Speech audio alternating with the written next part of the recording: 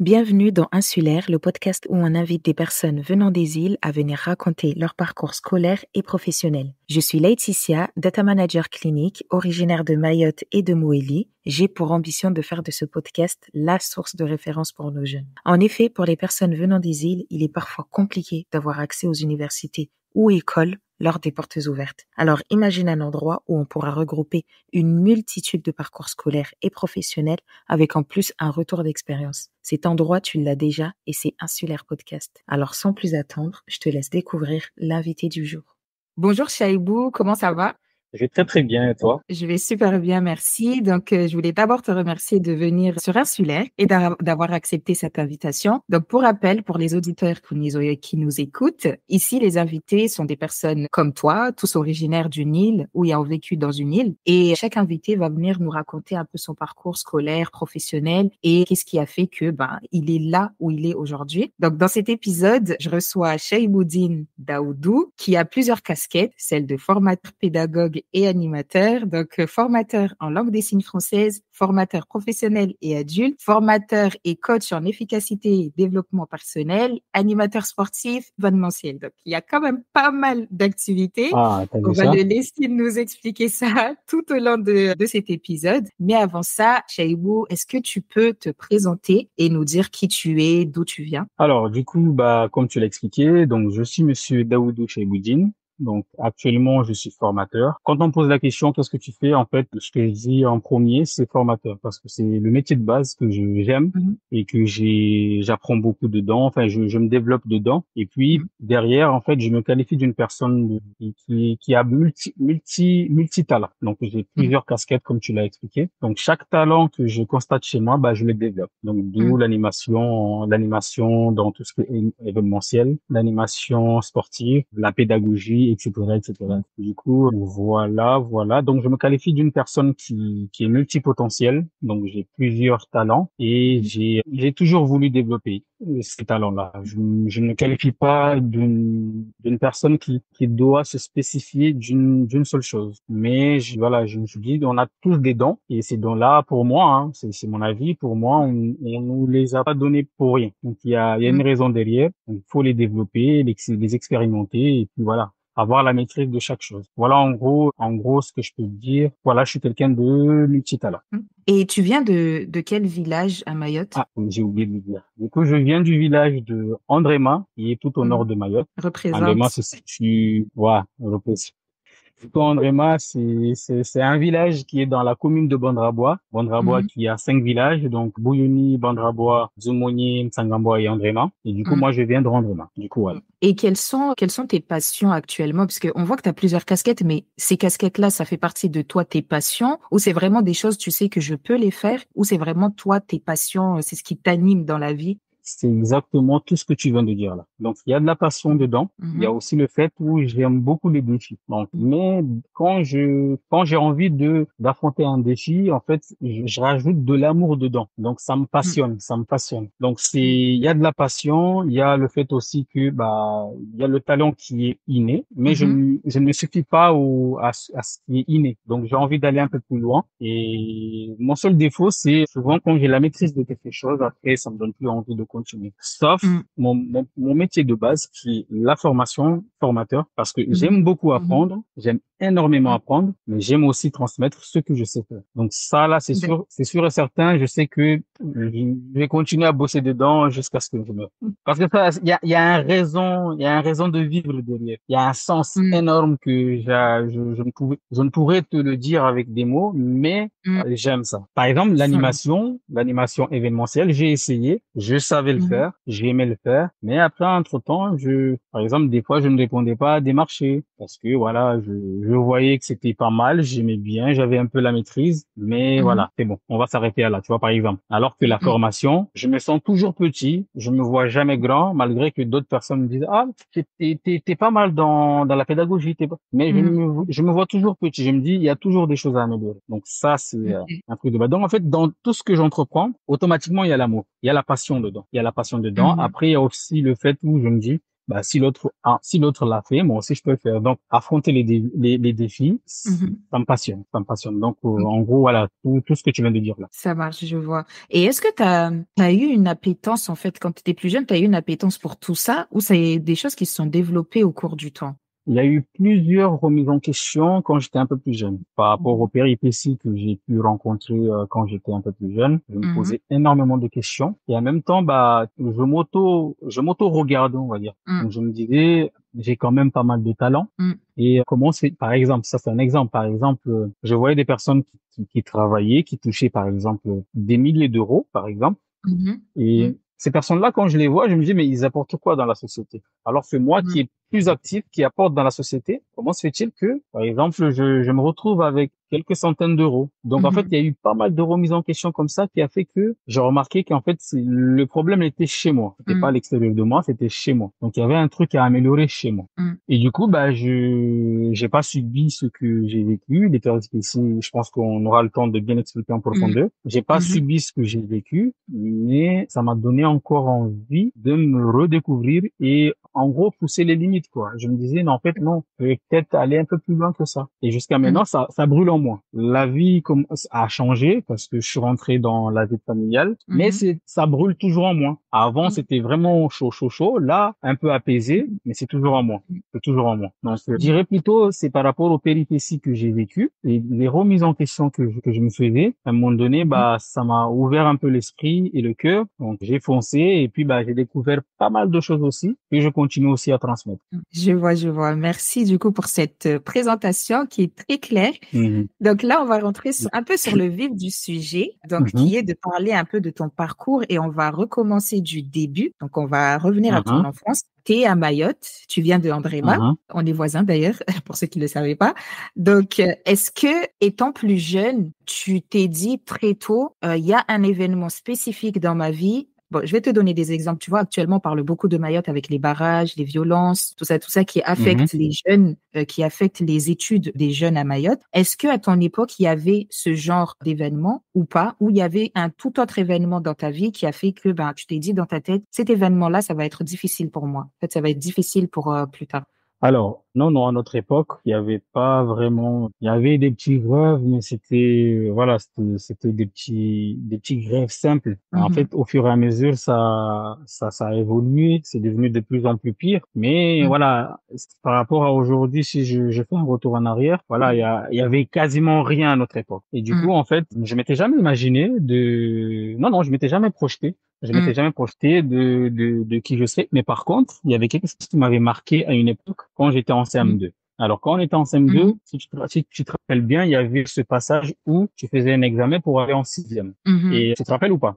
Et du Alors coup, moi, je euh, suis arrivée, j'étais au collège. ah oui, c'est vrai. Du coup, nous, à notre époque, en fait, il y avait ce passage auquel tu faisais un examen pour passer en sixième. Et du coup, en fait, Mhm, on était trois meilleurs élèves de l'école. Et moi, j'étais mhm, troisième. Il y avait un jeune garçon. Et puis, il y mhm, avait une deuxième fille. Et puis, moi, j'étais le troisième. Et du coup, on avait les meilleures notes. Et je me rappelle, il y avait un inspecteur qui était venu. Je sais pas si c'était le recteur à l'époque, je me rappelle pas, mais il avait juste fait un bref description de qui j'étais et par rapport mhm, à ma note.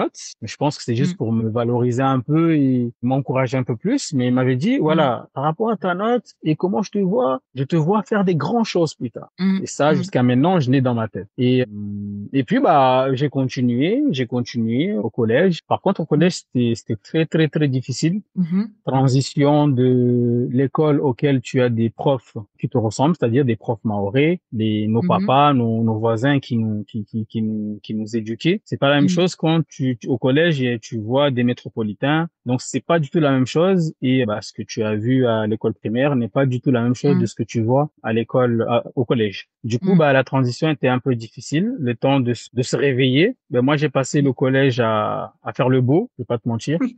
Parce que voilà, c'est l'époque, c'est l'adolescence, c'est l'époque où mhm, l'appartenance à un groupe, c'est l'époque mhm, où un groupement de personnes, des jeunes filles, etc., etc., etc. Donc c'était mhm, une époque où voilà, souvent on mettait pas vraiment d'éducation en premier. Mhm. Du coup, voilà. Du coup, j'ai vécu tout ça. J'arrivais toujours pas à me projeter. J'avais un peu des difficultés. Par Mhm. contre, arrivé en troisième, c'est là où quelque chose m'avait marqué. Mhm.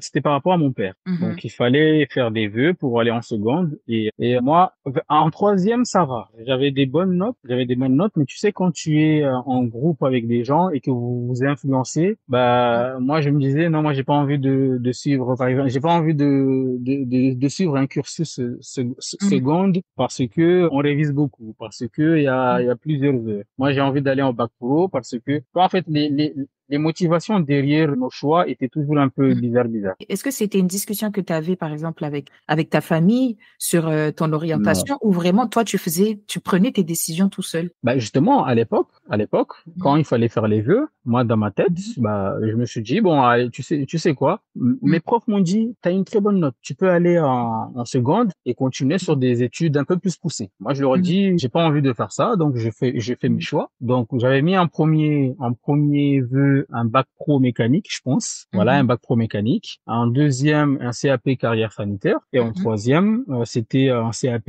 menuiserie, un truc comme ça. Mhm. Ça Donc, je t'as les même avais pas mis mis parce que le lycée général, tu l'as même pas mis dans tes vœux. j'avais même pas mis. Du coup, en fait, moi, j'avais mis cela parce que autour de nous, on parlait, ah, mécanique, c'est pas mal. Mais bon, en fait, la motivation, comme toujours, n'était pas vraiment bien réfléchie. J'ai mis parce que j'entends mes camarades me disaient, ah, mécanique, c'est pas mal. J'ai mis Mhm. parce que j'ai vu une personne travailler dans la menuiserie. En fait, je me suis pas posé des questions sur moi-même à Mhm. savoir qui je suis réellement pour que je puisse Ouais. m'identifier à un métier. Et du coup, ben, j'ai mis ça au hasard. Et arrivé à la maison, surprise, mon papa qui était président de l'association des parents d'élèves, Mhm. il a vu que j'ai mis trois vœux et c'est la première fois que j'ai entendu mon père sortir un mot d'insulte. Je vais pas le dire ici, mais c'est la première fois que j'ai entendu mon père dire un mot d'insulte et puis il m'a dit, bon, tu me barres tous ces vœux et Mhm. tu me mets premier vœu, seconde générale, Mhm. tu me mets deuxième vœu, seconde générale, tu me mets troisième vœu, seconde générale. En Je gros, ne t'as veux pas rien le choix, savoir. quoi. J'ai pas le choix. Et à l'époque, tu Mhm. vois, je pouvais pas dire grand chose. Donc,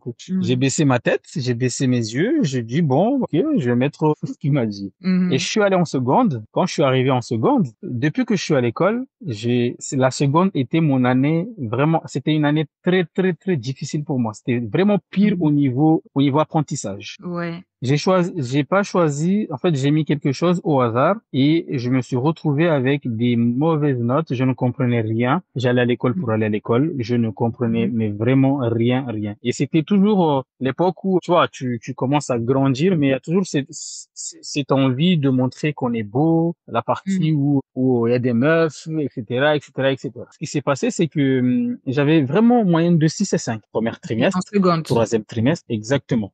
Et là, en fait, mon père a Mhm. choisi pour moi. Mon père a Mhm. choisi pour moi. Et le reste, il s'en foutait complètement. Il est chez lui tranquillement, Mhm. il va au travail, mais c'est pas Mhm. lui qui est à l'école, quoi. Donc, à partir de Il là, n'y je avait pas de commençais déjà, suivi, ni rien du il n'y tout. avait Est-ce que tu pas faisais de tes suivi. devoirs? En fait, j'ai pu Mhm. identifier la chose, c'est que les parents mahorais, comme mon père, en fait, ils veulent montrer que mon fils fait seconde générale. Donc, quand tu fais seconde générale, t'es intelligent, tu vois. Mais Mhm. si tu fais bac pro, t'es pas, c'est les autres. Tu vois ce que je veux Oui, dire ou pas? je Je vois. vois que tu vois la chose. Du coup, Mhm. c'était plutôt ça. J'ai pu identifier parce que, voilà, très tôt, la remise en question et la curiosité, c'était un de mes atouts. Donc, j'ai Mhm. remarqué ça. Je me suis dit, bon, comme là, maintenant, ils s'en foutent un peu et comme Mhm. je commençais à grandir, j'ai dit, bon, je Mhm. prends mes propres choix. À partir de là, ils s'en foutaient un petit peu. À partir de là, comme il était juste parent d'élève au collège de Zumonier, seconde générale qui était au Stade du Nord, donc il n'avait pas vraiment Mhm. l'œil de ce qui se En passait toi, là-bas. ouais. Mhm. Voilà. Du coup, en fait, j'étais un peu malin. Je me suis dit, bon, Mhm. en fait, mon prof principal m'a dit, Monsieur Daoudou Cheboudine, tu vas redoubler. C'est sûr et certain, Mhm. 100% tu vas redoubler. Et moi, Mhm. je l'ai pas redoublé. Du coup, bon, je me Mhm. suis dit, bon, normalement, je suis malin. Je vais essayer d'être un peu malin. J'avais un moyen de 6 Mhm. et je voulais aller en STG. À l'époque, ça s'appelait STG. Aujourd'hui, c'est Ouais. STMG. J'aimais Mhm. beaucoup le domaine. Là, je commençais déjà à me projeter. Je me disais bien, ça serait bien que j'ouvre une entreprise. Cette réflexion-là, en fait, elle t'est venue d'où? Le fait de vouloir ouvrir son entreprise. Bah, en fait, je voyais autour de moi et je me disais, bah, en fait, c'était comme ça. Je me disais, si les autres ont créé des entreprises, ben, moi aussi, je peux créer. je sais pas dans quoi, mais j'ai envie de créer une entreprise, j'ai envie d'être riche, tu vois. Et ça venait comme ça. Du coup, je me suis dit, bon, allez, je veux bien un STG. Mais Mhm. je me suis dit, avec un moyenne de 6, je risque de me faire redoubler. Du coup, je me Mhm. suis dit, bon, bah, je vais mettre au premier vœu ES, Mhm. je vais mettre en deuxième vœu L, avec un moyenne de 6, hein, j'imagine déjà. Et je vais Mhm. mettre le dernier STG. Parce que moi, ma logique était, allez, ES avec un moyenne de 6, même pas en rêve, ce monsieur, il rêve ou quoi? Et en deuxième, attends, avec un moyen de 6, je vais aller en littérature. Mais attends, il est tombé dans la tête. Et là, STG en troisième, peut-être, on peut l'envoyer là-bas. C'est ce que je me suis dit. Et c'est tombé Mhm. exactement ça. En Donc, gros, j'ai en fait, dit, toi, tu as mis ce que tu voulais, tu l'as mis à la fin, tu t'es dit, bon, ça, c'est exactement ce exa- que je veux. Eux vont réfléchir autrement en se disant, oui, je veux le premier vœu, mais en fait, je veux le dernier, ils vont me donner ce que je veux, quoi.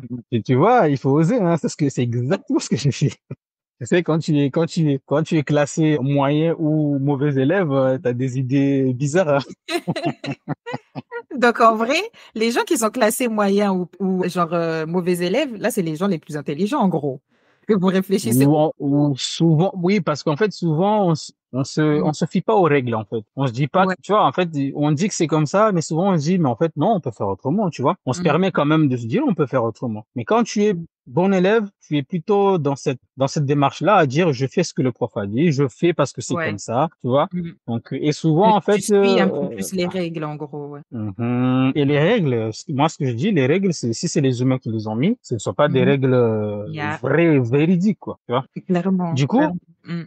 à partir de là, en fait, quand je suis allé en première, j'ai choisi première communication et c'est là où je me suis dit, ce qui m'est arrivé en troisième n'arrivera jamais à un de mes frères et sœurs, ni aux Mhm. personnes qui seront autour de moi. Et comme par Mhm. hasard, mon petit frère, il est venu. Mon petit frère, il est venu, il m'a dit, c'était à son tour, en fait, de faire ses vœux. Il m'a dit, grand frère, Ouais. Imran, tu vois qui c'est, Imran? Hein, papa, j'ai mis des vœux. Papa, il est venu, il dit, ah bon, ok, attends, je vais le voir. Là, je suis allé voir le papa. Il dit, papa, tu te rappelles, il y a longtemps, on n'avait pas fait le point sur telle chose. Et on m'a dit Mhm. oui. Mhm. Et tu sais Mhm. qu'en seconde, j'ai souffert. J'ai expliqué à mon père, j'ai souffert en seconde, toi tu dis. Mais j'ai expliqué. Et c'est à partir de là que j'ai développé en fait la pédagogie. Parce que j'avais les Mhm. mots, j'ai expliqué que non, papa, c'est moi qui étais à l'école, c'était pas toi. Moi, je Ouais. souffrais parce que je ne comprenais rien, parce que tu as choisi Mhm. quelque chose à ma place. Mais heureusement, mon père a compris, mais je sais qu'aujourd'hui, il y a beaucoup de parents qui ne comprennent pas. Ils veulent absolument que les parents, Mhm. que leurs enfants fassent ce qu'ils veulent. Mais mon père, il a compris.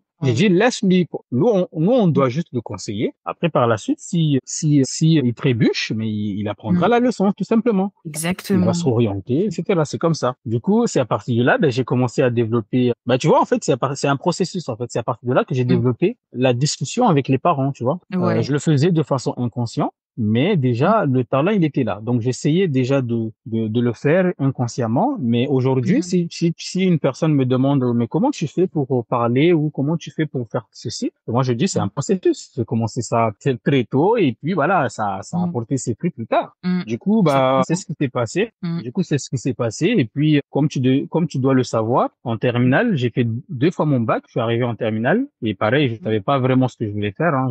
J'étais là pour être là. Comme beaucoup de jeunes Mahorais, j'étais là pour être là. Mais la première année, c'était là où ma mère était malade. Mhm. Juste Et, avant de revenir, avant d'arriver à ok. cet Mhm. événement-là, est-ce qu'on peut Mhm. parler de ta première? Parce que là, du coup, seconde, toi, tu es déterminé, tu veux faire STMG. Donc là, on va dire que tu commences à Mhm.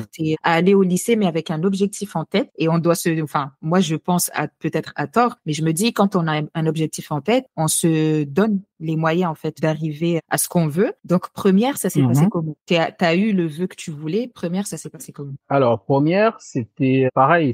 En fait, souvent, on oublie. Tu vois, quand tu te retrouves à des endroits avec des gens, et les circonstances et les situations font que des fois, tu oublies souvent tes objectifs. Donc, et quand on est jeune, on est confronté à des situations comme, par exemple, bah, il y a un amoureux qui te fait battre le cœur, tu vois. Il y a l'influence de groupe avec les gens. Je sais pas, toi, t'es comme ci, toi, t'es comme ça. Donc, émotionnellement et mentalement, des fois, ça nous affecte. Donc, en première, j'étais toujours en mode, j'avais du mal à l'école. Mhm. Par contre, il y a certaines matières auxquelles j'aimais beaucoup et je me donnais à fond, mais j'étais toujours en mode, allez, narsome et tout, bah, Mhm. on est là pour, donc on apprend.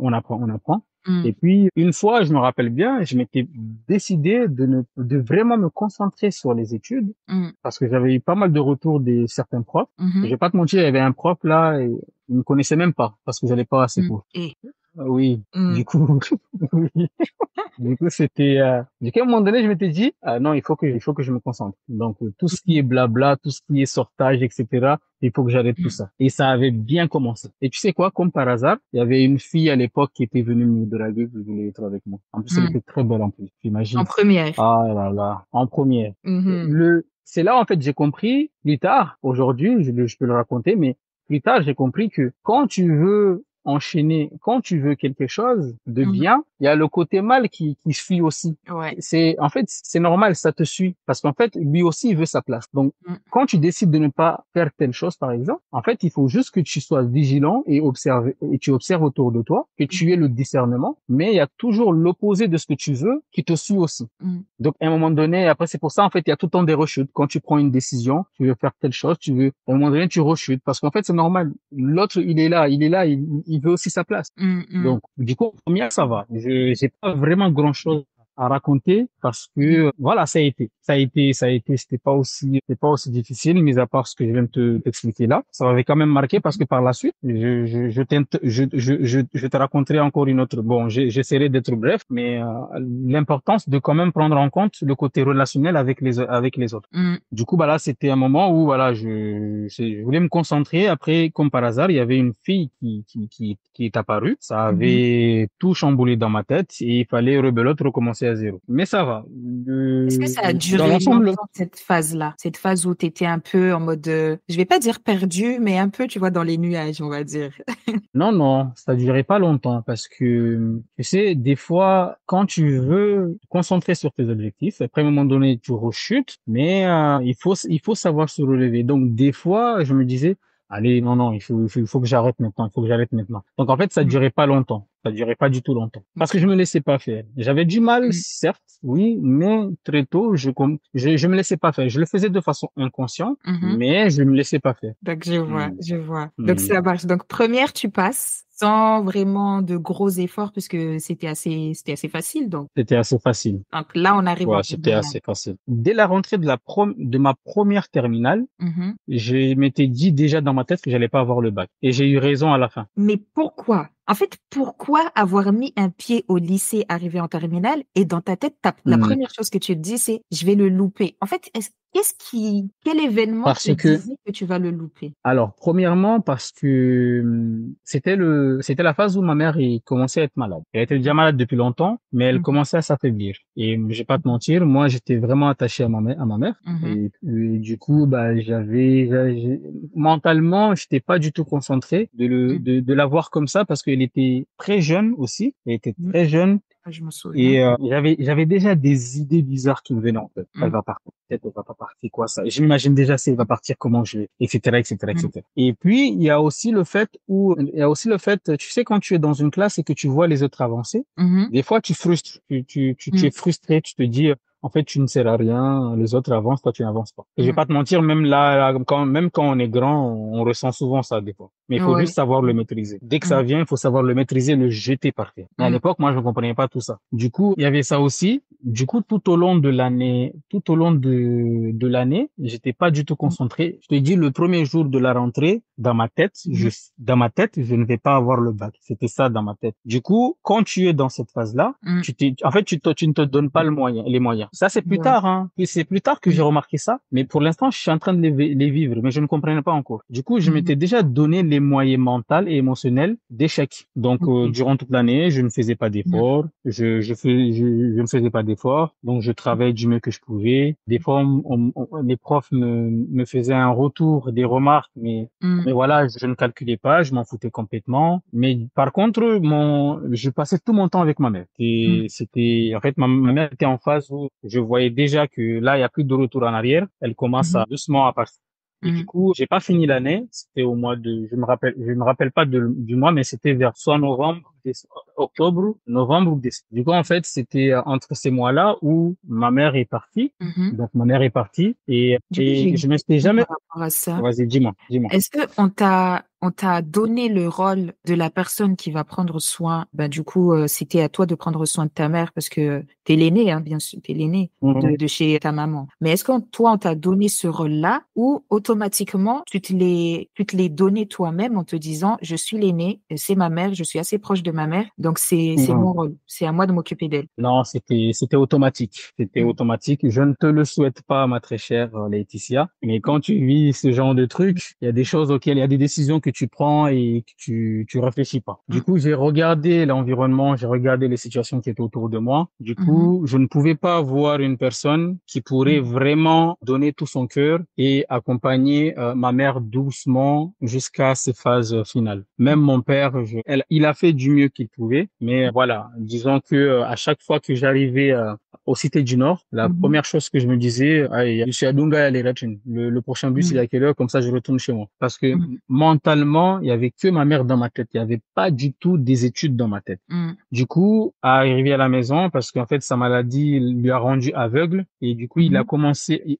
au départ, elle savait un peu les pièces de la maison, donc Mhm. j'étais tranquille. Et après, au fur et à mesure, il commençait à perdre un peu la tête. Donc même moi, son fils, il posait la question, comment je t'appelle déjà? Donc tu vois, Mm. ça fait un peu mal quand même quand tu vois ça et Mm. quand tu vois il est un peu plus jeune. Et puis voilà. Donc pour moi, c'était automatique. Si je me suis dit non, Mm. c'est à moi parce qu'en fait limite quand il allait par exemple aux toilettes, moi Mhm. je le soulevais. À l'époque Mhm.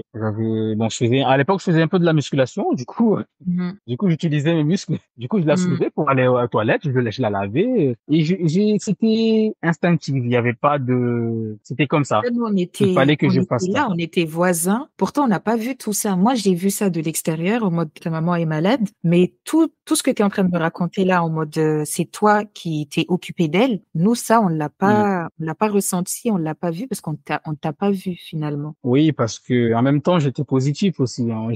Mm. On pouvait pas le voir dehors parce que Mm. malgré cela, j'étais avec mon groupe. Parce qu'à l'époque où on chantait, on faisait de la musique, on essayait. Donc en fait, j'essayais à ma manière de m'en sortir. J'essayais à ma manière de faire des choses qui me faisaient oublier un peu ces choses-là. Et Mhm. j'étais pas le seul. Non, mon père était là, ma tante était Mm. là. Donc en fait, il y avait des gens, mais voilà, c'était pas pareil. Je pense que tu vois là où je veux en venir. C'était pas du tout pareil. Mm. Moi qui, Mm. voilà, du coup, voilà. Du coup, à cette époque-là, c'était très, très, très, très difficile. Moi, à l'école, limite, je m'en foutais complètement de l'école. Je me dis, allez, je ne vais nulle part. Et du coup, quand elle Mhm. est partie, Mm. je m'étais jamais imaginé que je me poserais à moi-même cette question. Je me suis vraiment posé la question, à quoi ça sert de vivre? Parce que la Mm. personne qui me servait de moteur, je ne Mm. la vois pas et j'avais pas tout de suite, je me disais, mais comment est-ce qu'on va, en fait, tout de suite, j'ai pas pleuré, hein, j'ai pas pleuré, mais j'avais mal au cœur. Mais malgré Mm. cela, on pouvait me voir en train de, voilà, d'être actif, faire ceci, Mm. faire cela. Mais c'était vraiment une phase où j'étais pas du tout bien. Et du Mm. coup, durant l'année, quand on passait les examens, moi, j'étais pas du tout concentré. Il y a même des épreuves auxquelles je suis pas parti. Mais malgré cela, je suis allé en deuxième tour. J'ai dit, mais attends, comment c'est possible? Une fille de moi.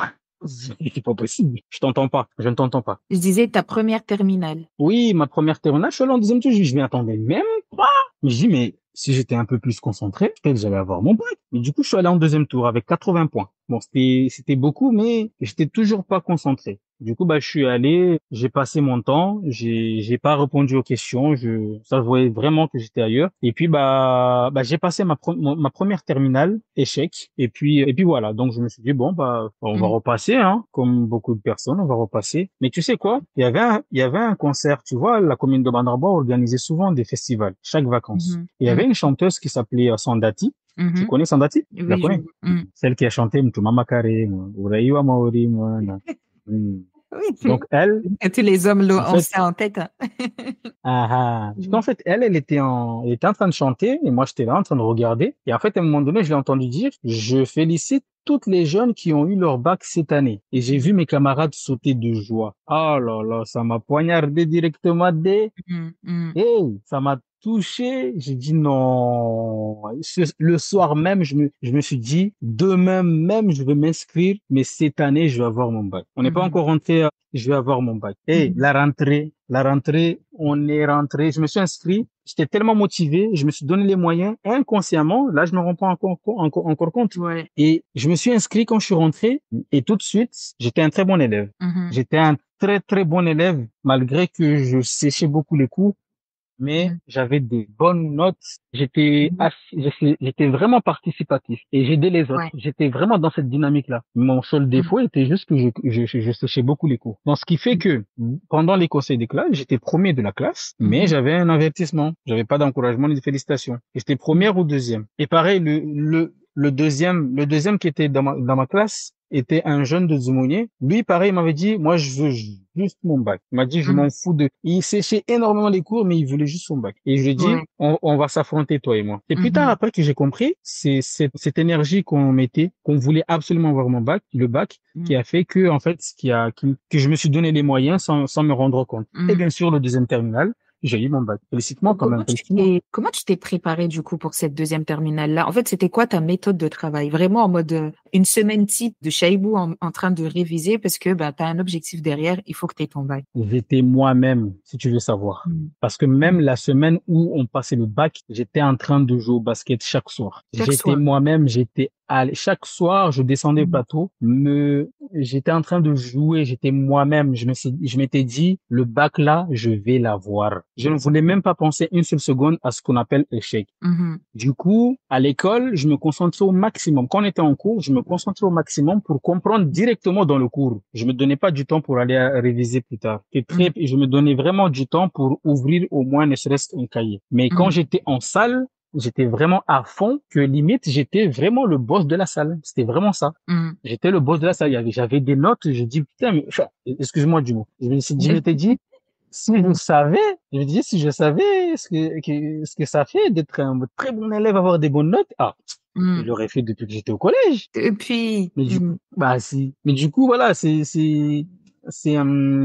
disons que, voilà, j'étais moi-même. Mais j'avais juste cette envie d'avoir ce bac. Dans ma Mhm. tête, il faut que je décroche ce bac. Et dans ma tête, pareil, je ne visais pas juste le bac, hein. Je voulais Mhm. vraiment un mention plus que très bien. Plus que très bien. C'est là, après, plus tard, que j'ai compris que quand tu veux quelque chose, vise 100 pour espérer avoir au moins 2, 3, tu vois. Mhm. Mhm. Exactement. Toujours viser plus. Exactement. Mon père nous disait ça. Il disait, si tu veux un 20, enfin, si tu veux un 15, vise le 20. Si tu veux un 10, Oui, vise le 15. Arrête de viser juste, ouais, je veux le 10, je vais viser le 10. Non, non, non. Vise plus haut et peut-être que tu vas redescendre un tout petit peu plus bas. du coup, voilà. Donc, je révisais un petit Mhm. peu de temps en temps, mais j'étais vraiment moi-même. Je me suis dit, bon, le bac, soit je l'ai ou soit je l'ai pas. Mais dans ma tête, je veux l'avoir. Donc, je me concentrais que sur l'avoir. Donc, et quand j'étais en cours, je Mhm. considérais mon temps. Je me dis, voilà, je suis en cours d'économie droit, donc il faut que Mhm. je comprenne quand même ce que le prof dit. Donc, s'il le faut, je posais des questions. S'il le faut, je demandais à ce qu'il répète. S'il le faut, bah voilà, on retravaille. Arrivé à la maison, c'est un peu Mhm. difficile d'ouvrir les cahiers, mais dans ma tête, c'était déjà prêt dans ma tête. Et j'avais compris la Ouais. chose. Du coup, voilà, en Mhm. gros, les méthodes qui me convenaient moi personnellement, parce que chacun a ses méthodes. Mhm. Et du coup, Et ça a apporté ses fruits. t'as apporté ses fruits, c'est ce que j'allais te poser comme question. Donc, t'as eu ton bac. Et j'ai eu mon bac. Et enfin, parce que là, en terminale, c'est le moment où on doit prendre des décisions. On reste, on Mhm. part. Qu'est-ce que je fais plus tard? Est-ce que je vais à l'université? Est-ce que je reste un peu à Mayotte? En fait, c'était quoi, toi? C'était quoi ton choix? Et c'est quelle décision tu as prise? D'accord. Du coup, en fait, moi, la deuxième terminale était juste d'avoir le bac. C'est juste Mhm. ça, je voulais juste avoir le bac. Du coup, Oui. je m'étais pas vraiment projeté. Et à l'époque, Mhm. ça s'appelait post-bac. Aujourd'hui, ça s'appelle comment? Ça s'appelle Ça Parcoursup. s'appelle Mais Parcoursup, ouais. voilà, Parcoursup. Avant, ça s'appelait post-bac. Et c'était plutôt ma tante. C'était plutôt ma tante qui s'y connaît un petit peu. Je lui dis, Mhm. Tati, mais BTS, tout, mais BTS, je sais pas quoi, mais je sais pas quoi, à La Réunion, etc. Mais moi, Mhm. pour l'instant, ce que je veux, c'est d'avoir le bac. Et Mhm. s'il y a autre chose aussi, c'est que je voulais, parmi mes motivations, je voulais pas être loin de Mayotte. Et aussi, Ouais. je voulais aussi tout près de ma copine qui était à La Réunion à l'époque. OK. Mhm. Donc, aujourd'hui, bien sûr, moi, j'explique aux gens que si c'est une de vos motivations, vous n'irez pas nulle part. Tu le sais très bien, n'est-ce pas? Mais clairement, il faut pas le faire. Moi, je fais partie Il de faut pas le l'ancienne faire du tout. génération. Chacun son chacun, on va se retrouver au bout. C'est tout. Bah, du Mm, coup, moi, à l'époque, je m'étais dit, je vais à La Réunion parce que ma copine est là-bas, donc on pourrait être tout près.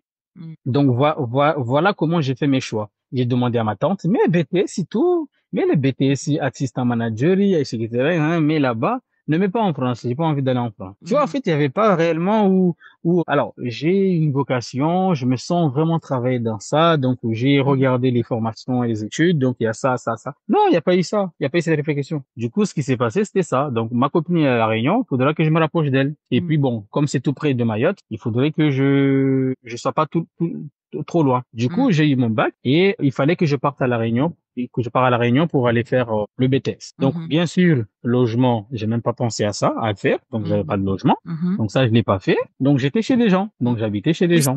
avant la Mhm. réunion, parce que j'ai fait un enregistrement avec Asnan et elle disait la préparation, parce que je lui ai posé la question, comment tu t'es préparé à Mayotte? Tu sais que tu vas partir, il y a plusieurs trucs à Mhm. faire. Administrativement, il faut se préparer, il faut avoir un compte en banque, il faut tout ça. En fait, toi, quand tu étais à Mayotte, avant de partir, concrètement, qu'est-ce que tu as fait? Alors moi personnellement, comme je viens de t'expliquer, moi dans ma tête j'avais que le bac. Il faut juste que j'ai le bac. À Mhm. partir de là, ma tante me parlait un peu des démarches administratives. Mais en Mhm. fait, aujourd'hui, je pourrais te dire, en fait, c'est elle qui a tout fait. Mhm. C'est très dangereux ça, parce que tu Mhm. n'apprends rien. C'est elle qui a fait à ma place. Et ça, si tu te retrouves un jour tout seul, il faut. Donc en fait, c'est ce qui s'est passé, c'est que moi je m'étais dit bon, je vais aller chez une personne. Je Mhm. vais aller chez une personne qui est tout près de la maison, qui connaît un peu le mon tonton. Et Mhm. derrière, je me suis dépêché pour avoir un compte bancaire. Donc, on avait fait la Mhm. démarche. Donc, Mhm. ça, je l'avais fait, je me rappelle très bien. Et je n'étais pas encore détaché au niveau sécurité sociale. Et Mhm. alors que la Réunion, c'est pas comme à Mayotte, c'est un peu différent là-bas aussi. Du coup, tout Mhm. ça, je m'étais pas vraiment préparé. J'étais parti avec ce que j'avais déjà de base. Mhm. Du coup, disons que en général, en fait, de façon globale, j'étais pas vraiment préparé parce que pareil, La Réunion, moi, je m'y attendais pas à des grandes villes aussi, tu vois. Ouais. Ici à Mayotte, moi, j'ai l'habitude des petits villages. Et quand Mhm. je suis arrivé, même quand j'étais dans l'avion, j'ai vu Saint-Denis, je me suis dit, hey, c'est grand. On parle pas de Paris on parle juste une île. Donc, je me suis dit non. Donc, de façon globale, vraiment, j'ai pas pris au sérieux la préparation. J'ai vraiment pas pris au sérieux la préparation. Je m'étais dit dans ma tête, j'avais l'image où j'ai eu mon bac, c'est bon, je vais à La Réunion, c'est tout. Du coup, voilà, c'est la préparation vraiment, c'était pas du tout dans ma tête. Ok. Mais Et bon, du comme ma tante avait quelques notions, il me disait ouais. vite fait, est-ce que tu as préparé telle chose, tu as préparé telle chose, telle chose, telle chose. Mais elle est déjà dans un paradigme où elle travaille déjà. Donc, Ouais. c'est moi qui devrais plutôt être préoccupé, mais c'est pas elle. Donc, elle me Mm, posait juste des questions. Est-ce que ça c'est prêt? Est-ce que ça c'est prêt? Est-ce que ça c'est prêt? Bon, des fois, je mm. disais juste oui. Mais c'est plus tard après que j'ai compris, ah, non, j'ai minimisé telle chose, j'ai minimisé telle chose. Hmm. Et les demandes de Dis-moi. bourse, c'est elle aussi qui les a faites ou non, c'est toi? Demande de bourse.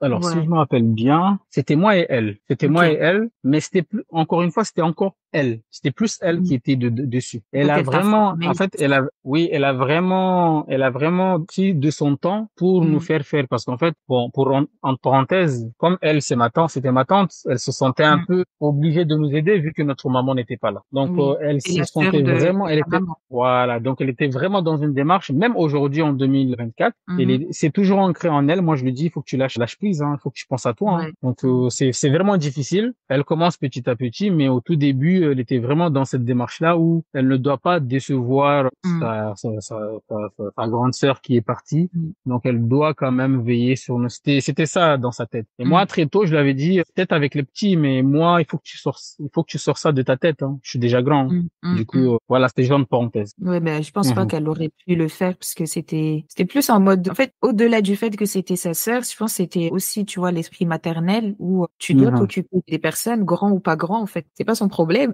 Elle s'occupe de toi, c'est tout, tu vois. Tout Et c'est à très fait. difficile à enlever ça de la tête. Ça, je peux vraiment le comprendre parce que j'ai quand même un peu été avec mes petits frères et jusqu'à maintenant, en fait, quand je Mhm. me sépare d'eux, j'ai toujours ce petit truc-là en tête où Tout à fait. c'est moi qui dois tout faire. Alors que non, en fait, c'est pas mon rôle. Tout à fait. Et je te comprends Voilà, aussi donc. parce que je suis aussi dans cette démarche-là avec les petits frères et Ouais, sœurs. et ben c'est ce que j'allais te demander parce qu'au final, tu t'es occupé de ta Mhm. mère, elle était plus là, donc tu as aussi endossé le rôle de chef de famille. Donc ouais, Mhm. je vois vraiment ce que tu veux dire. Est-ce que tu peux en parler un peu bah, du coup de cette partie-là? Oui, Mm. il n'y a pas de D'un souci. côté, tu Donc à l'époque, endosses j'avais, le rôle. Ouais. oui, du coup, donc en fait, j'avais 18 ans à l'époque. Donc, c'est-à-dire maman a commencé à être malade à partir de 17 ans, quand j'avais 17 ans. Donc elle Mhm. est partie, j'ai mis mes 18 ans et je suis parti à La Réunion. Donc 18 ans ans, 19 ans, j'ai commencé à faire mon Ouais. BTS. Je faisais un BTS assistant manager. Donc, Mhm.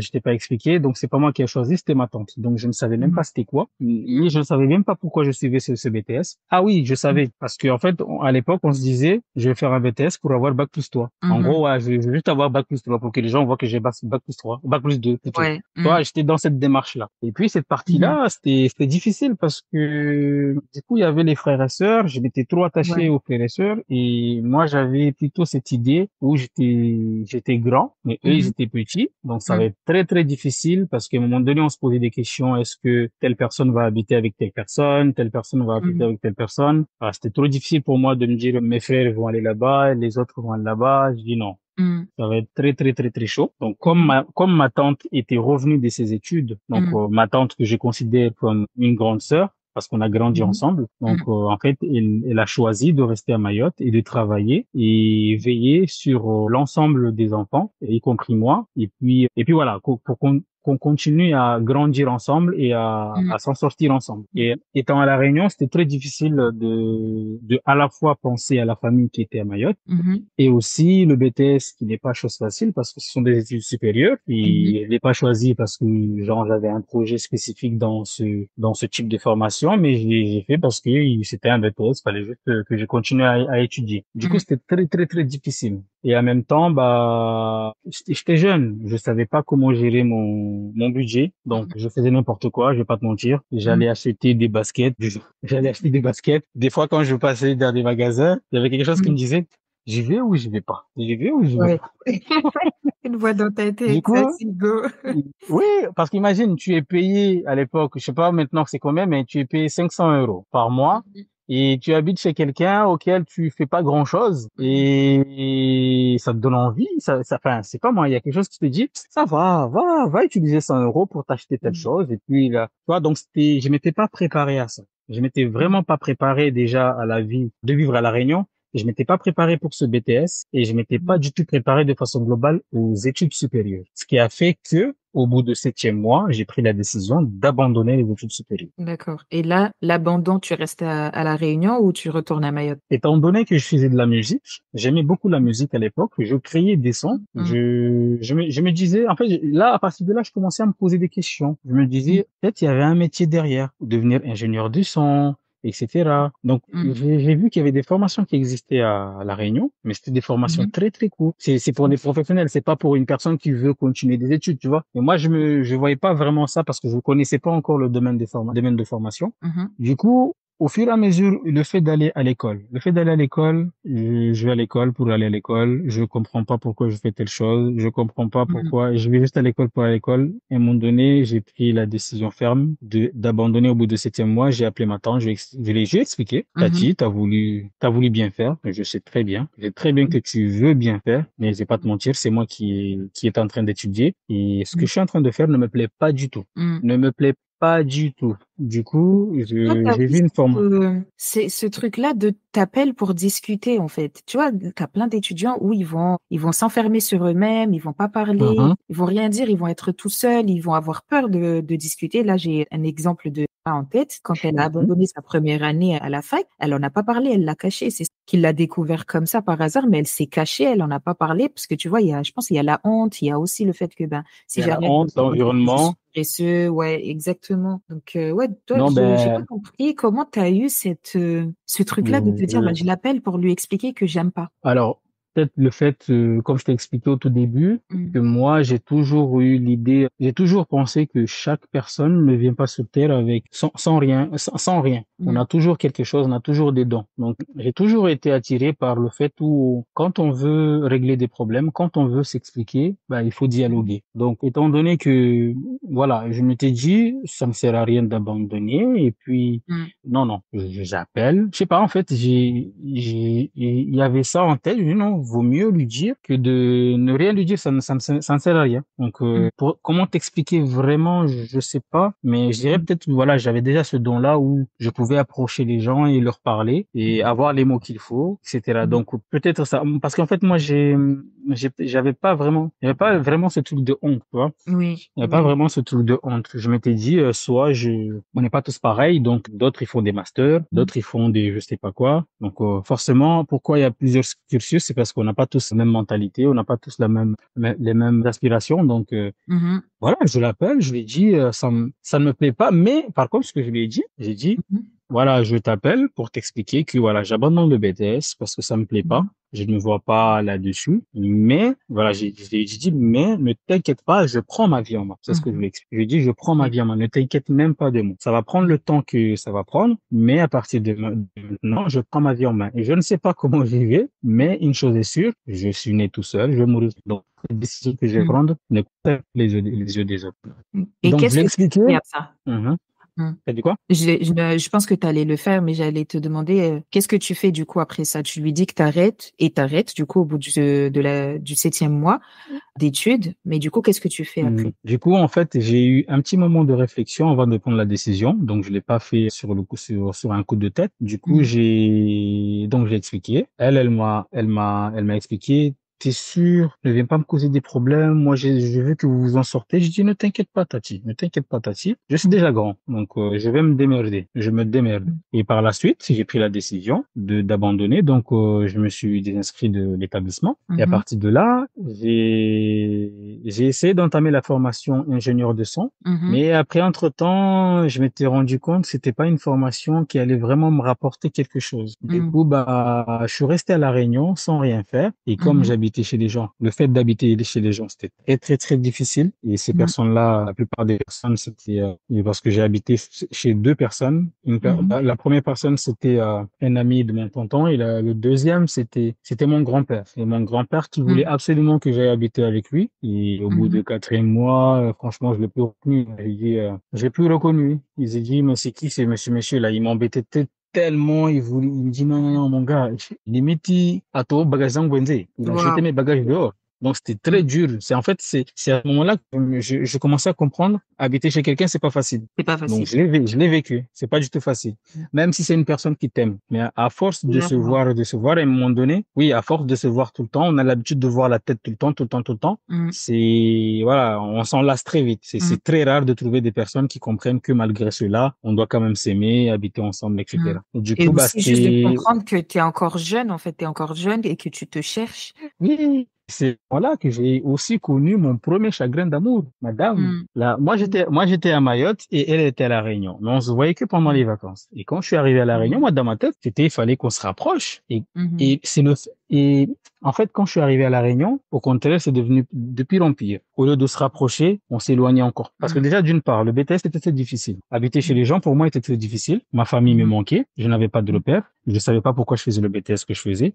Du coup, en fait, il y avait tout ça et le monsieur, là où j'habitais, le monsieur était tout le temps en train de se chamailler avec sa femme, même Mhm. si c'est pas de ta faute, t'as comme l'impression que c'est de ta faute. Donc, tu vois, Mhm. tout ça, là, a fait que j'ai eu du mal, j'avais mal à la tête, je ne pensais à rien d'autre. Et elle, Mhm. limite, je l'avais complètement oublié. Et du coup, Mhm. ça le dérangeait. Elle est Mhm. chez sa mère, là-bas. Donc, c'est Mhm. pas la même chose. Mais ça lui dérangeait. Et à un moment donné, bah, il s'est passé ce qui s'est passé. Et elle m'a dit des choses auxquelles il fallait même pas que je fasse quelque chose. Mais comme on était jeunes, bah, je suis allé mettre fin à la relation, moi et elle. Mhm. Ça ne lui a pas plu. Mhm. Mais, elle a passé ce moment de deuil. C'est-à-dire, elle a passé une semaine, il était pas bien, elle m'envoie des messages, etc., etc. Moi, je prends toujours un temps où j'explique cela parce que je dis toujours aux jeunes que c'est une phase auquel vous passez tous. Et Mhm. ça, si vous n'êtes pas préparé, et du coup, je prends toujours, bien sûr, avec humour. Avec humour, j'en Mhm. rigole parce qu'aujourd'hui, je serais pas devenu la personne que je suis aujourd'hui si je n'étais pas passé par là. Mais je prends Ouais. toujours le temps d'expliquer cela, le côté relationnel avec un garçon ou avec une fille, et que Mhm. genre, c'est très important parce que ça impacte les études. Du coup, Énormément. Mhm. énormément. Du coup, ce qui s'est passé, c'est que donc c'est moi qui a tout cassé. Et puis, à un moment donné, et c'est ce Mhm. que je prêche auprès de mes frères, je leur dis, nous, Mhm. quand on fait quelque chose, on Mhm. est fort. On le fait à l'instant T, on est tellement fort. Sauf qu'avec le Mhm. temps, on se rend compte, en fait, on n'est pas fort. Du coup, une semaine après, elle commence à se ressaisir et c'est à mon tour d'avoir mal. Et c'est là, Mhm. en fait, tu vois ce que je veux dire ou pas? Du coup, j'avais 19 ans à l'époque, hein. J'avais 19 ans à Ouais. l'époque. Donc, je vais pas te mentir, j'arrivais pas à manger, j'arrivais pas à boire, j'arrivais pas et je comprenais pas pourquoi, en fait. Et c'est là, en Mhm. fait, j'ai fait la conclusion, en fait, c'est un chagrin d'amour. C'est mon Mhm. engouement. Et Mhm. ouais, c'est ça. Et là, sur le coup, parce que ça s'est passé avant que je quitte le BTS. Et Mhm. sur le coup, je m'étais dit, je m'en fous complètement du BTS, je veux retrouver la meuf. Ouais. Donc, on est retourné, je suis parti la voir. Je m'en foutais complètement de l'école. J'ai fait 2 semaines, je suis pas passé à l'école. Mhm. Et je m'en foutais complètement. Je dis, mais quand même, ce sont des études supérieures. Et je joue avec ça. Mhm. Mhm. Malgré cela, j'ai expliqué, j'étais malade, un truc comme ça. Malgré cela, ils m'ont accueilli, ils m'ont dit, non, viens, reviens. Et je dis, Mhm. non. Du coup, voilà, il s'est passé ça. Puis par la suite, bah, j'ai voulu revenir avec la jeune dame, enfin, la jeune fille. Ouais. Mhm. Par la suite, on a essayé, mais en fait, moi, je savais pas ce qui se passait dans sa tête. Mhm. Elle, dans sa tête, elle voulait revenir pour se venger, alors que moi, je voulais juste réparer. Et Mhm. c'est là, en fait, j'avais eu une discussion avec. Au final, tu comprendras pourquoi aujourd'hui je fais du coaching. Par Mhm. rapport à toutes ces choses-là, si tu fais ta propre conclusion, tu comprendras peut-être pourquoi je fais du coaching aujourd'hui. Du coup, en fait, ce qui s'est passé, c'est que j'ai eu une discussion avec voilà, mon grand-père. J'ai dit, il me posait la question, mais comment ça s'est passé avec la fille de telle personne? J'ai dit, voilà, c'est pas Mhm. facile. Il m'a vu en train de souffler. J'ai dit, c'est pas facile. Le Mhm. grand-père, il m'a dit, Faïbou, t'as quel âge? J'ai dit, j'ai 19 ans. Mhm. On m'a dit, attends, toi tu as 19 ans, tu es jeune et beau, et t'acceptes qu'une jeune fille comme ça te casse la tête? Regarde-moi, je suis vieux. Moi, j'aurais bien aimé avoir une femme ici pour qu'il me fasse à manger, mais je suis handicapé, je suis vieux, ça va être difficile. Mais toi, tu es jeune, tu es beau, et tu es costaud, tu es encore jeune, tu as la vie devant toi, et t'acceptes une seule femme te faire du mal comme ça. Et je prends vraiment plaisir à expliquer ça parce que souvent, on a l'impression que c'est la fin du monde. Quand on est jeune, on a des choses à accomplir dans cette vie. Donc, profitons-en. Et du coup, en fait, ça m'avait touché et je m'étais dit, OK, maintenant, ça ne va plus me casser la tête. Je vais réparer, mais doucement, doucement. Bref. Après, au final, j'ai vu que ça n'en valait pas la peine. Donc, on Mhm. a tourné la page, on est passé à autre chose. Mais cette phase-là, j'aime toujours raconter pour dire aux jeunes que vous passez tous là-dedans et vous pensez que tout est rose. Alors que Mhm. des fois, là-dedans, on peut trouver des hommes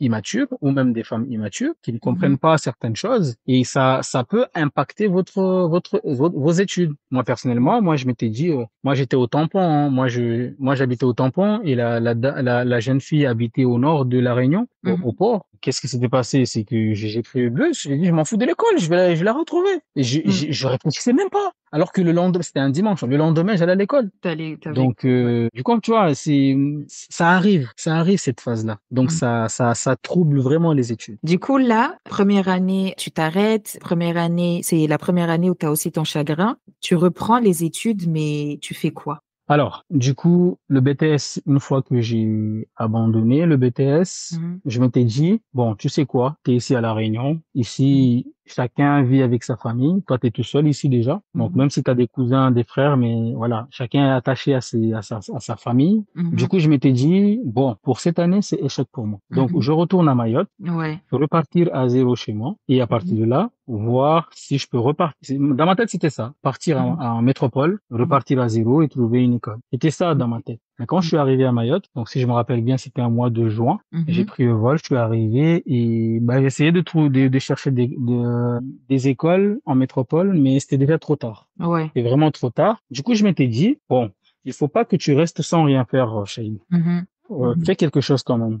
Du coup, c'est là où l'idée où je me suis dit, il faut que j'aille faire le permis. Et Mhm. j'ai voulu passer au RSMA. À l'époque, c'était Mhm. BSMA. Maintenant, c'est Mhm. RSMA. Du coup, Mhm. bah, j'ai tenté ma chance. Je rentrais au BSMA pour avoir le permis. Du coup, j'avais un ancien collègue, j'avais un frère. Parce qu'aujourd'hui, c'est un frère. On était à La Réunion ensemble. On a galéré Mhm. ensemble. Du coup, on est descendu ensemble. Et comme par hasard, on est rentré au BSMA ensemble. Du coup, Mhm. bah, on est rentré dedans. On voulait juste avoir le permis. Tu vois, au RSMA, il y a un type de formation pour les personnes qui ont un bac ou un diplôme. Oui. Du coup, moi, j'étais rentré et ça dure 6 mois. Du coup, on est rentré Ok. dedans. L'objectif de cette formation, c'est de pouvoir travailler son projet professionnel, soit poursuivre Mhm. une formation, retourner à l'école ou Mhm. trouver un travail. Et puis, dedans, il y aura le permis, il y aura pas mal de diplômes que tu pourras. Du coup, je dis, bah, on est là, il faut y aller. On se remet à zéro, on recommence à zéro et puis on avance. Et quand Mhm. on est rentré au RSMA, on était tellement exemplaires. On était Mhm. tellement sérieux, moi et mon frère, là, on est tellement sérieux, Mhm. disciplinés, on était tellement sérieux que les chefs qui étaient là ne Mhm. pouvaient s'en passer de nous. Ils nous ont dit, monsieur, nous, on aimerait bien que vous restiez ici, que vous bossiez avec nous. Mhm. Nous, on voulait pas rester. Nous, on voulait juste avoir le Oui. permis et sortir en civil et aller s'en sortir, se chercher, on va dire ça. C'était en Mhm. 2004. Alors, c'était en 2014. Je me dis, OK. Donc, les chefs, ils ont tellement cherché les gens qu'ils en trouvaient pas. Ils disent non. Ils sont entretenus avec nous et ils nous ont dit non, essayez quand même de rester au moins ne serait-ce qu'un an. T'imagines, Mhm. tu travailles, tu as 19 ans, tu vas avoir 20 ans, tu es payé Mhm. 1400 € par mois, tu n'as ni charge, tu n'as rien. Mhm. J'ai Mhm. dit bon, ok, pourquoi pas? allez, on va prendre. Donc, on a eu notre permis. Et puis, Mhm. bah, il y avait une personne qui partait, donc je l'ai remplacé. Il travaillait dans une cellule qui s'appelle cellule formation. Oui. Ah, ah. Du coup, dedans, j'ai commencé à travailler pendant 1 an et j'étais Mhm. secrétaire. Donc, Mhm. ça, c'est mon premier emploi. Disons que c'est mon premier. Donc, j'étais secrétaire. Donc, j'étais habillé en mode militaire. Et durant les 1 an, on nous emmenait souvent faire des formations. Et je suis allé Mhm. faire la formation formateur software secourisme de travail. Ça te Mhm. parle? Oui, ça SST, me ça te parle. parle? Mhm. Mhm. Donc, j'étais formateur. Donc, on nous a formé une première fois. On n'était pas du tout motivé. Donc, on voulait pas avoir la formation, mais on nous a remis encore une deuxième fois et Mhm. on a fait la formation, on l'a eu. Et du coup, on a commencé à former des gens en RSMA sur le SST. Donc, des fois, moi, je travaillais en tant que secrétaire, mais des fois, j'étais détaché pour aller former les gens dans tout ce qui est SST. Mhm. Et SST, je vais pas te mentir, je ne me voyais même pas dans ce métier. Du coup, j'étais formé formateur et quand je formais, voilà, ça va. Je vais pas te mentir, mais je me voyais même pas dans ce métier. Du Mhm. coup, après, j'ai fini mes 1 an. Je suis rebelote. Je suis ressorti en 2016. Mhm. Donc de 2015 à 2016, donc je suis ressorti. Et pareil, là actuellement, enfin, là en 2016, je me pose des questions sur ce que je veux faire dans ma vie. Du coup, en fait, quand j'ai fini le RSMA, j'ai eu la chance de voilà de côtoyer des gens, de faire quelques formations. Donc je suis parti, mais j'étais pas encore conscient de ce que j'ai eu au RSMA. C'est plus tard après que j'ai compris. Quand je suis sorti en 2016, rebelote, je me suis retrouvé en civil avec Mhm. sans rien. Donc il faut que je me retrouve. Il faut que je puisse trouver un travail. Donc, je prenais tout ce que je trouvais. Donc, j'ai eu la chance de travailler au Cité du Nord, là où on prend les livres, là, l'association des parents Oui. d'élèves. Tu te rappelles? Ouais. Mhm. Du coup, Mhm. j'ai travaillé là-bas pendant 2 mois et j'étais payé 500 euros. C'est là, en fait, je me posais des questions. Comment se fait-il que j'ai tellement de talent, j'ai tellement de choses et comment se fait-il que je suis payé 500 euros? Non, je suis qui, moi?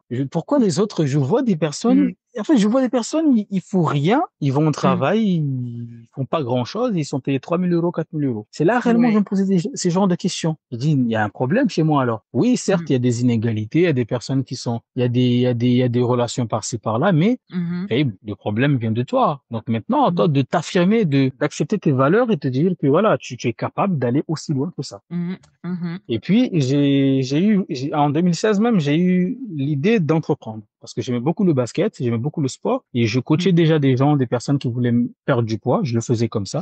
Et Oui. puis, je me suis dit, bon, ça serait bien que j'ouvre une entreprise. Mais pour cela, il Mhm. faudra d'abord que j'aille me former. Mhm. Donc, je me suis renseigné et j'ai vu une formation CQP, c'est un niveau CAP, CQP Oui. animateur loisirs et sportifs, qui se Mhm. faisait à IFOLEP à l'époque. Donc, Mhm. je m'étais dit, attends, ben, je vais aller faire la formation parce que ça correspond à ce que je vais faire plus tard. Donc, Et c'était ça, c'est à transition Mayotte. 2000, oui, c'était à Mayotte. Mhm. C'était transition 2016. Mhm. T'imagines, au départ, je m'étais dit que j'allais revoir un peu tous mes projets et repartir en métropole. En fait, il y avait Mhm. quelque chose qui me disait, il y avait quelque chose qui me disait, mon gars, tout est à Mayotte, reste là. Tout Ouais. est à Mayotte, reste là. Du coup, bah, en 2016, transition 2016-2017, je me suis renseigné, j'ai vu la formation où il était.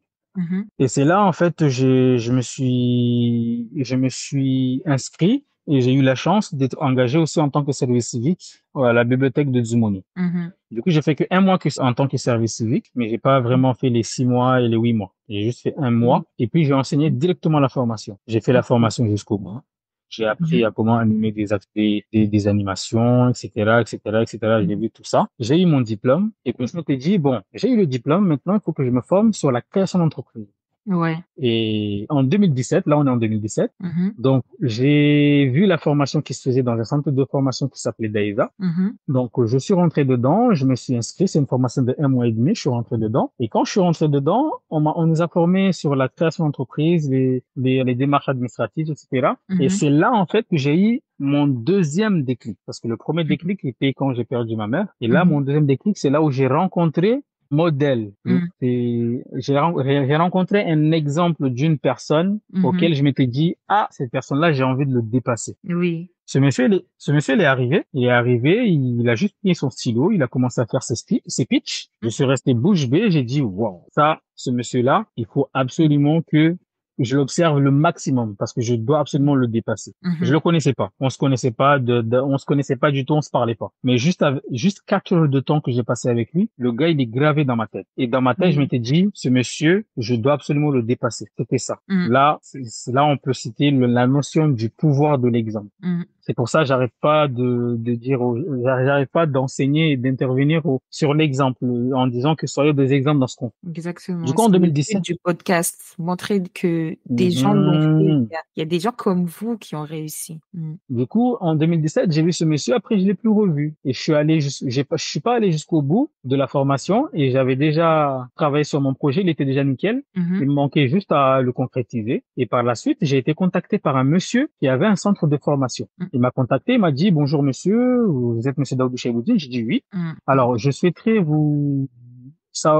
savoir ce que vous faites actuellement parce que je cherche un formateur SST. Mhm. Je dis, ok, parce que là, je suis le centre de formation, tac, tac, tac, tac, et je m'appelle telle Mhm. personne, je suis le directeur, et je vois votre nom dans ma base de données. Et j'aimerais Ouais. savoir si vous ne faites rien, les dates suivantes, tac, tac, tac, comme ça, je vous engage. Mhm. Mais moi, le monsieur, quand il m'a parlé, j'ai pensé que c'était mon ancien collègue au RSMA qui m'appelait pour me faire une blague. Du coup, j'ai dit, monsieur, j'ai appelé son prénom, j'ai dit, parce qu'en fait, il s'appelle Majinda. J'ai dit, Majinda, Mhm. arrête de te foutre de ma gueule. Arrête de te foutre de ma gueule parce que j'aime pas tes... En fait, c'était un vrai directeur qui avait vraiment besoin de moi. Mais le gars, il avait tellement besoin de moi qu'il a vraiment insisté. On a fait 40 minutes auxquelles je croyais pas ce Mhm. monsieur. Parce que sa voix ressemblait beaucoup Mhm. à mon ancien. Mhm. J'ai dit, il m'a dit, si tu me crois pas, ben, viens demain ou regarde sur Internet. J'ai dit, mon gars, il est tellement malin, il pourrait aller voir un nom sur Internet.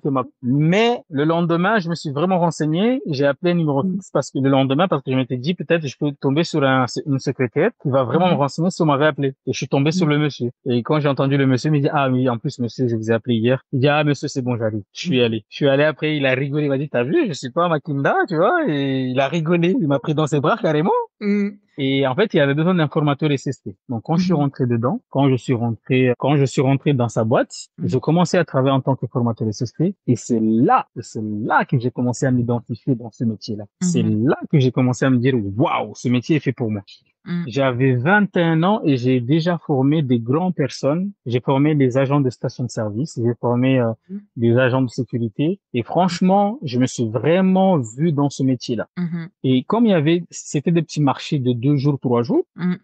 en fait, il me faisait tout le temps des petits contrats, des petits avenants. J'ai Mhm. demandé au directeur, ben, pourquoi tu ne fais pas carrément un contrat de 6 mois, comme ça t'es tranquille. J'étais Mhm. jeune dans le milieu du travail. Ouais. Il m'a dit une chose auquel je sais que s'il dit ça à une personne, il va mal le prendre, elle va mal le prendre. Oui. Il m'a dit, Monsieur Daoudou, toi, tu sais faire que du SST. Mhm. Imagine si j'ai pas de marché. Tu vas rester sans rien faire, je vais te payer pour rien. Mais pour moi, en fait, c'était comme s'il m'avait dit, Daoudou, va te former et reviens-moi. Va te former, tu Exactement. deviens quelqu'un. Exactement. Merci encore de nous avoir écoutés. J'espère que tu as pris autant plaisir que nous lors de l'enregistrement à écouter cet épisode. N'hésite surtout pas à nous laisser 5 étoiles si l'épisode t'a plu, nous laisser un petit commentaire pour nous faire part de tes retours. Quant à moi, je te dis à très vite avec un nouvel invité dans Insulaire Podcast.